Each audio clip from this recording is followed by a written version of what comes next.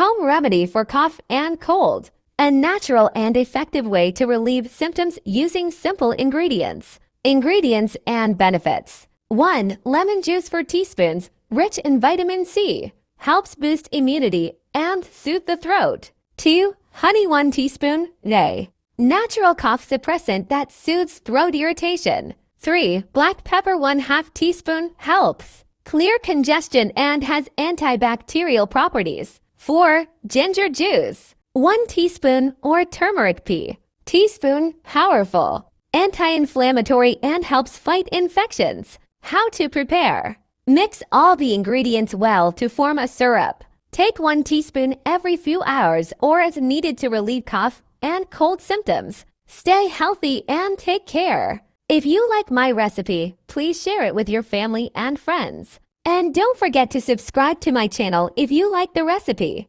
Thank you. Thanks for watching. Be healthy, because health is wealth.